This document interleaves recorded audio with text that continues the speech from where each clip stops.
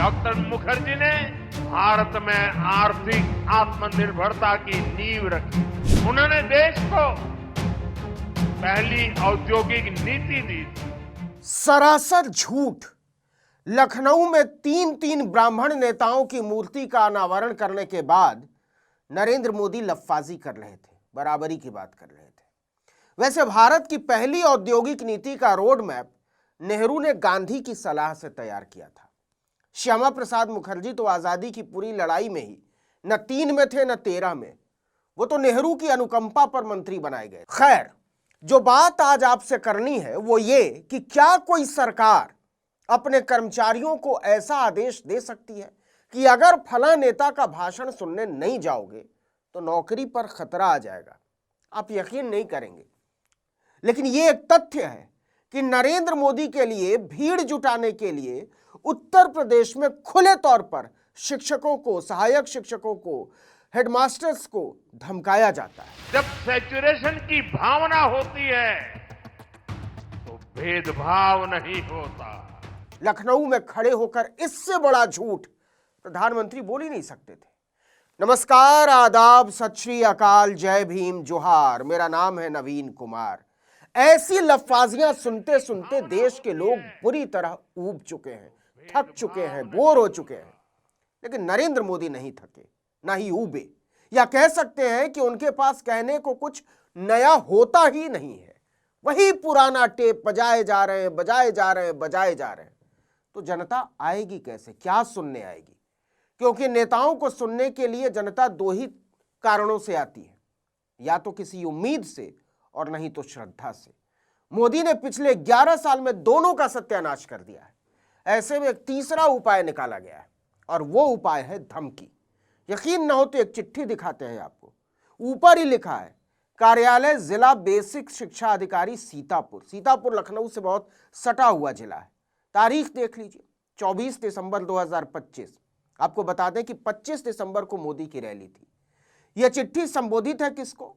पूरे जिले के समस्त प्रधान अध्यापक, सहायक अध्यापक, शिक्षा मित्र, मतलब जिनकी नौकरी तक पक्की नहीं है वो भी, इसके अलावा अनुदेशक और साथ में रसोइया, जो बेचारा 2000-3000 रुपल्ली में स्कूल के सारे बच्चों का मिड डे मील तैयार करते हैं या करती हैं। आगे क्या लिखा है जरा ध्यान से सुनिएगा।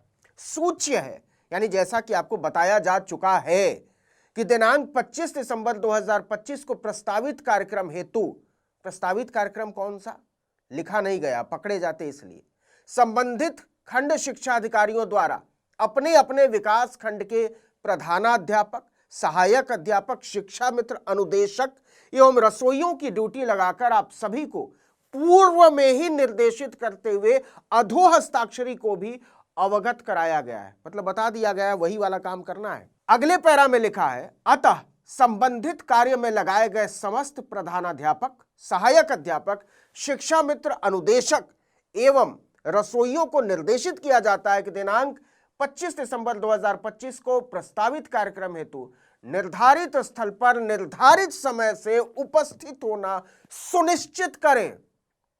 सुनिश्चित करें। अब आगे की भाषा पर ध्यान दीजिएगा।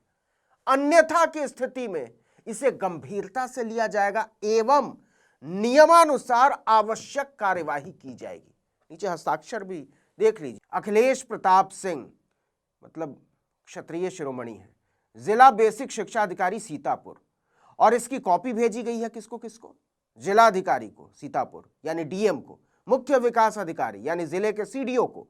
तीसरे नंबर पर गौर कीजिएगा, समस्त खंड शिक्षा अधिकारी जनपद सीतापुर को इस निर्देश के साथ कि प्रश्नगत कार्य में लगाए गए समस्त कार्मिकों लिखा हुआ है, प्रस्तावित स्थल पर उपस्थित होने हेतु निर्देशित कर अनुपालन सुनिश्चित करें। मतलब 2 बार लिखा है सुनिश्चित करें। मतलब स्कूलों को खुली धमकी कि मोदी की रैली में भीड़ तो जुटानी पड़ेगी और अगर भीड़ का हिस्सा नहीं बनेंगे मास्टर साहब तो हम एक्शन लेंगे।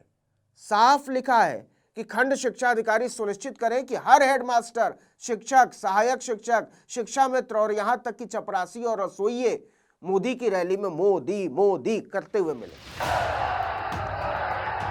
अब जरा देख लीजिए मोदी की रैली में आई हुई भीड़ को और पढ़ने की कोशिश कीजिए उनके चेहरों पर छपी हुई बेचारगी। इनमें से ज्यादातर लोग श्रद्धा और सम्मान की वजह से नहीं, दहशत के मारे यहां पहुंचे हैं कि नौकरी पर आंच आ जाएगी। और यह दहशत पैदा किसने की है? योगी आदित्यनाथ की सरकार ने।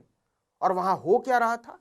नेता लोग घटिया चुटकुले सुना रहे हैं। बहनों भाइयों, एक बार जब अटल जी पाकिस्तान के दौरे पर थे, ध्यान से सुनिएगा, जब एक बार वो पाकिस्तान के दौरे पर थे तो एक अविवाहित महिला ने उनसे कहा, उनके भाषण से प्रभावित होकर, आप मुझसे शादी कर लें लेकिन मुंह दिखाई में मुझे तकलीफ दे रही। तो उन्होंने कहा कि मैडम, मैं भी आपसे शादी करने को तैयार हूं, लेकिन दहेज में मुझे पूरा पाकिस्तान दे दी। अगर ऐसी बात रिंकिया के पापा करते ना तो लोग मान लेते कि चलो यही स्तर है।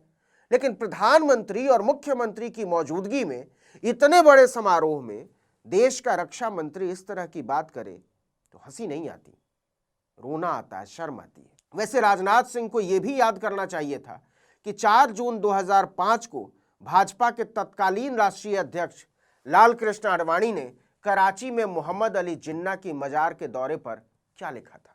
उन्होंने जिन्ना को महान बताते हुए उन्हें हिंदू मुस्लिम एकता का जोरदार वकील बताया था। राजनाथ सिंह को यह भी बताना चाहिए था कि इसके बाद उन्हें भाजपा के अध्यक्ष पद से इस्तीफा देना पड़ा था। लेकिन जो बात इस वीडियो के जरिए मैं उठाना चाहता हूं वो ये कि क्या भाजपा की सरकार शिक्षकों को, अध्यापकों को अपना नौकर चाकर समझती है, गुलाम समझती है, जिनका काम है प्रधानमंत्री और मुख्यमंत्री की सभा में, रैली में भीड़ लगाना? और अगर वो ऐसा नहीं करेंगे तो क्या आप दंडित करेंगे? नरेंद्र मोदी कितने बड़े लफ्फाज हैं, इसका एक उदाहरण देखिए। माँ जन्म देती है, लेकिन गुरु जीवन देता है, और इसलिए आप लोगों का दायित्व तो थोड़ा ज्यादा ही होता है। बिल्कुल ठीक कहा हुजूर। प्रधानमंत्री की सभा में भीड़ लगाना भी तो शिक्षकों का अतिरिक्त दायित्व होता है, बल्कि सबसे बड़ा दायित्व होता है, वरना भाजपा की सरकार उनका जीना मुश्किल कर देगी। कभी कभी आप लोगों का फ्री पीरियड होता है ना, है? तो आज अपना फ्री पीरियड हो जाएगा, सिलेबस के बाहर ही करेंगे। सच में सिलेबस से बाहर की बात होती है। शिक्षकों को धमकाकर प्रधानमंत्री की सभा में भीड़ लगाने के लिए गुलामों की तरह हाजिर कर देना। लेकिन इससे आप अंदाजा लगा सकते हैं कि नरेंद्र मोदी की सभाओं में भीड़ कैसे लगाई जाती है, कौन लोग लगाते हैं। सरकार शिक्षकों को धमकाकर बुलाती है, ट्रांसपोर्ट ऑफिसर गाड़ियां मुहैया करवाता है, और बाकी विभाग भी इसमें अपने अपने तरीके से अपनी अपनी भूमिका निभाते हैं। लेकिन शिक्षा मित्रों और रसोइयों को तो धमकाते हुए भी शर्म आनी चाहिए सरकार को। जब नौकरी तक पक्की नहीं कर सकते तो धमकाते किस हक से हो?